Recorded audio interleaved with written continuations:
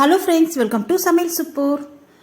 எல்லா சத்துக்களும் நிறைஞ்ச முருங்கைக்கீரை பொரியல் எப்படி செய்யறதாங்க பார்க்க போகிறோம். முதல் ஸ்டவ் ஆன் பண்ணிட்டு கடாய் வச்சுருக்கேன். இதில் ஒரு 2 டேபிள் ஸ்பூன் அளவுக்கு குக்கிங் ஆயில் சேர்த்துருக்கேங்க. இது கூட 10லேருந்து 12 வெள்ளைப்பூண்டு தோல் உரிச்சு சேர்த்துட்டு கூடவே 5 வரமிளகாய் சேர்த்து இதை லைட்டாக ஃப்ரை பண்ணி எடுத்துக்கலாம். ஒரு 30 செகண்ட்ஸ்லேயே நல்லா ஃப்ரை ஆகிடும் இந்த ஆயிலில். இப்போ இது தனியாக ஒரு பிளேட்டில் எடுத்து வச்சிடலாம். இது அப்படியே இருக்கட்டும், கடைசியாக தான் இதை அரைக்க போகிறோம், ஆறட்டுங்க.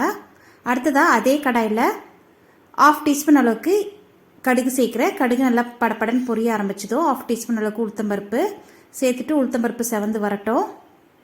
கருவேப்பிலை ஒரு கொத்து சேர்த்துட்டு சின்ன வெங்காயம் ஒரு 10 சின்ன வெங்காயம், ஒரே ஒரு பெரிய வெங்காயம் மீடியம் சைஸில் 2த்தையும் சேர்த்து கட் பண்ணி எடுத்து வச்சுருந்தேன். அதையும் சேர்த்துட்டு வதக்கிக்கலாங்க. கூடவே 1/4 டீஸ்பூன் அளவுக்கு மஞ்சத்தூள் சேர்த்துருக்கேன். சேர்த்துட்டு நல்லா இந்த அளவுக்கு வெங்காயம் வதங்கினதுக்கப்புறம் இதுக்குள்ளே ஒரு கட்ட அளவுக்கு முருங்கைக்கீரை நல்லா ஆஞ்சி அலசி எடுத்து வச்சுருக்கேங்க. அது இதில் சேர்த்துக்கலாம். சுத்தமாக தண்ணியே இருக்கக்கூடாது கீரையில்.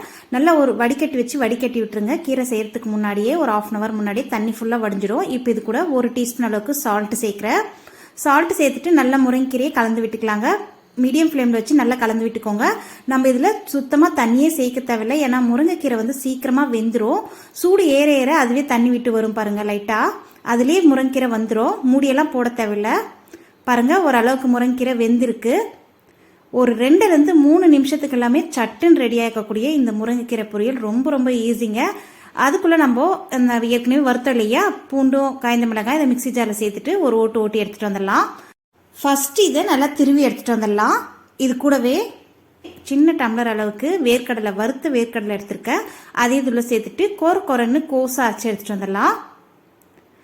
பல்ஸ் மோடில் விட்டு அரைச்சிங்கன்னா பாருங்கள், இந்த மாதிரி கொரன்னு இருக்கணும். ரொம்ப நைஸாக பவுட்ரு பண்ணிடாதீங்க. இந்த மாதிரி இருந்தால் தான் நல்லா அந்த கீரையோட சேர்த்து நம்ம மிக்ஸ் பண்ணும்போது கீரை சாப்பிடும்போது நல்லாயிருக்கும். இப்போ இதை கீரை வெந்துடுச்சுங்க, நல்லா வெந்துடுச்சு. தண்ணியெல்லாம் எதுவுமே இல்லை பாருங்கள் கீரையில்.